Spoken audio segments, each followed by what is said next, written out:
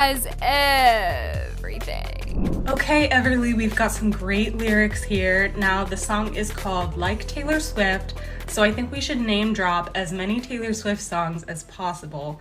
Now, what Taylor Swift songs do you like? What do you think we should use? So, Everly recently dropped her first song, Like Taylor Swift. She was so proud of it, and her mom and stepdad were promoting it everywhere. She said the song was inspired by her love for Taylor Swift, and just like the song's name, the lyrics showed that love immensely. In the song, she sings about moving to Tennessee to find out who she is and making her parents proud. In the chorus of the song, her love for Taylor Swift really starts to show. She says, "My hair's blown through the wind, Taylor Swift on the radio all weekend. Sweet tea 16 on my trampoline, yeah." But that's not the part that has gotten the internet all mad at Everly. In fact, the controversial part of the song comes later at the bridge of the song when she name drops a bunch of Taylor Swift songs. She sings Like a Love Story, Like a Dear John, Like a Bad Blood, and kind of like our song. Like I Knew You Were Trouble, You Belong With Me. Are you ready for it? Are you 22? Made you shake it off, or look what you made me do. Never grow up, never find a lover. Sparks fly, 15. Can I get a cruel summer? That's okay, don't worry about it. I'll just look up a list of Taylor Swift songs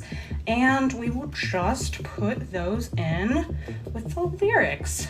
All right, let's try. Okay, Everly, sing this. Now, this has got a lot of people online very angry, with some even comparing it to the infamous Rebecca Black song from 2011, Friday. Just take a look at these comments from people who weren't impressed by Everly's song. Wake up, the new Friday just got released. She's going to be embarrassed by this like Rebecca Black did about Friday. If you guys like this, you owe Rebecca Black an apology. It's giving Friday by Rebecca Black. What's Like a Dear John even mean? Like, bruh. This is literally the Rebecca Black Friday of this generation.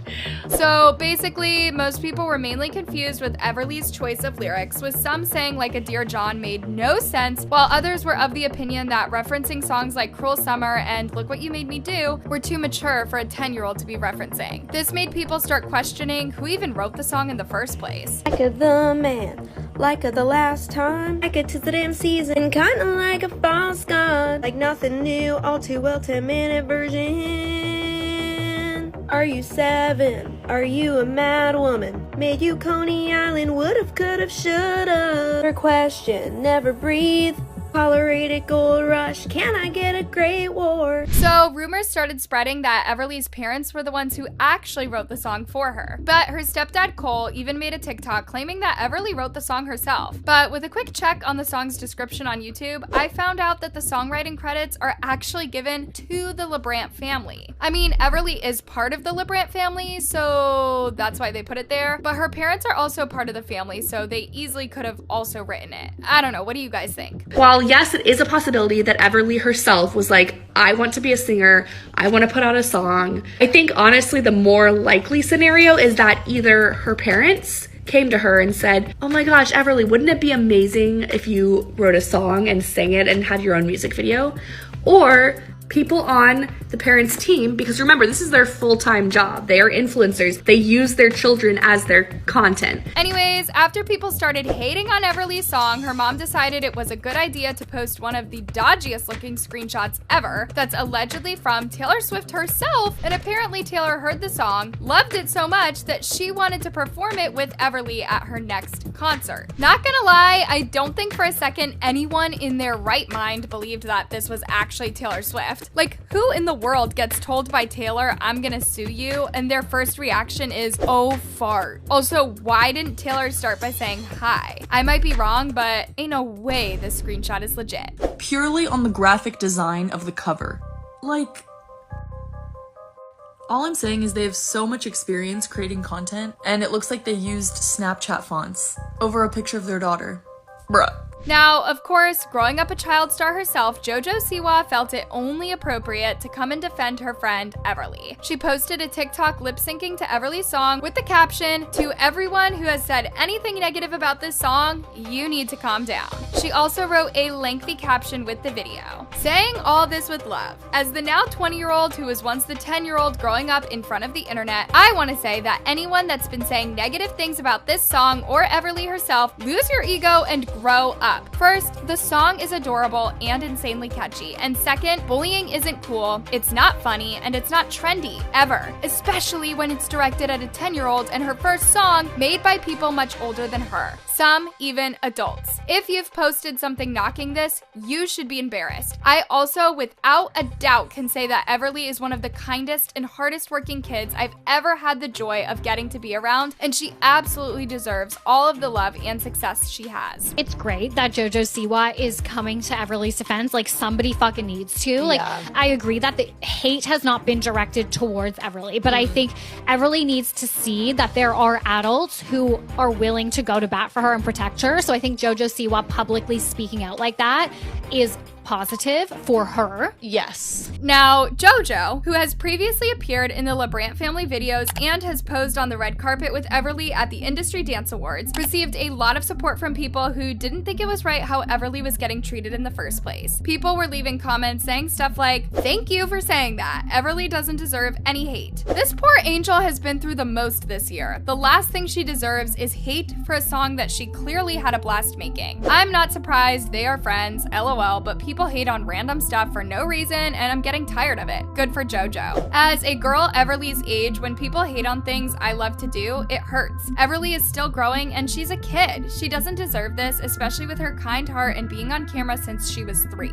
I don't think any 10-year-old girl should be bullied online by anyone, nevertheless adults online. Also, I do not think any parents should subject their 10-year-old child to the bullying of adults online. You get what I'm saying? Now, of course, amidst all of this back and forth, people were starting to say that it's not right how Everly's parents put her in the spotlight like that. It also brought up the issue of how YouTube families are willing to exploit their children for views, not really caring about the effects it might have on them in the future. Family channels are just so fucking weird. Why does this keep happening to Zealand's skin? I don't know. Maybe see a doctor about it. Don't post a YouTube video with a thumbnail of your daughter's rash. Poor kids, man. Now, this isn't the first time the LeBrant family has been accused of using Everly to get views. When Everly was 6 years old, her parents decided to play a prank on her and tell her that they were giving her dog away. Cole and Savannah LeBrant uploaded a now deleted April Fool's video titled, "We Have to Give Our Puppy Away, Saying Goodbye Forever." You okay? Come here. What's the matter? What's the matter? Cole and Sav pranked their 4-year-old Everly into thinking she'd have to give away their beloved family dog, Carl. So the video started out like one of their regular day-to-day vlogs until the 7th minute where it cuts to Everly, who is visibly sad, and you can hear her parents telling her the fake news that they are giving her puppy away, and then he asks her how she felt. We're giving Carl away to somebody else because we feel like we can't take good enough care of him at our house. The prank dragged on for a long time, and when it was finally revealed to Everly that it was a prank, the poor kid couldn't even speak. We're gonna let her give him away. But then Sav finally whispers to her the whole thing is a joke.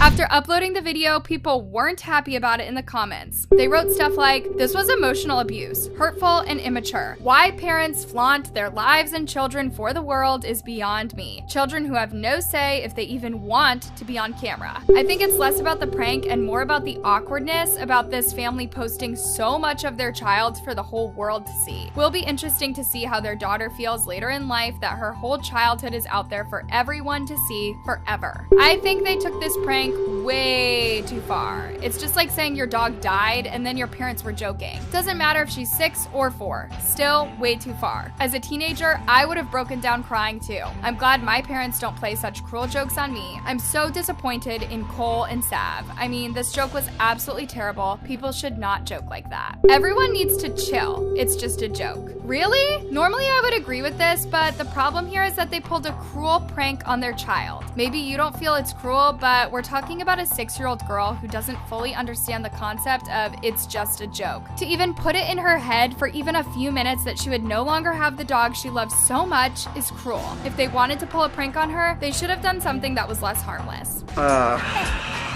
Too far? We need to reflect on why would grown-ups put children in that situation and how can such a situation disrupt important factors of child development, such as trust, attachment, predictability, consistency, security, safety. However, Cole and Savannah LaBrant weren't done yet. In another video, they faked evacuating their house because of a wildfire. But Savannah just texted me. Savannah's taking Everly to dance practice. I was in a tax meeting, but she texted me saying that there's a huge fire right by our house and that we might need to evacuate. So I'm actually gonna drive. Those aren't clouds. We don't have clouds in California. That is the fire. So as you guys can tell since the last time I reported, it's gotten a lot closer. I think it's like 4 miles away. Yeah. So back in August of 2018, a massive wildfire hit Southern California and made more than 20,000 people have to abandon their homes. So the LaBrant family decided to upload a video documenting how they had to evacuate their house. In the video, you can see Cole and Sav packing up their stuff and going to pick up Everly, who is at her grandma's place. They tell Everly in the car that they're going far, far away from the fire and that she doesn't have to be scared anymore. Okay guys, so we got Everly with us now. We just picked her up from her grandma. So, hey, you know that we're leaving the fire, right? We're going far, far away. We're going away from the fire so you don't have to be scared anymore. Yeah. The rest of the video documents the family's trip to San Francisco, where they show off their hotel and the spot where the couple first began dating 2 years ago. At the end of the video, Cole reveals that the family returned to their house after 2 days because the fire moved away. However, after that video went viral, the LaBrant's neighbors started coming out and saying that they faked the whole thing. A pair of famous YouTubers are being called out after claiming they had to leave their California home due to the area's wildfires. The neighbors revealed that no one even told them to evacuate from their house because they were in no danger. There was no evacuation.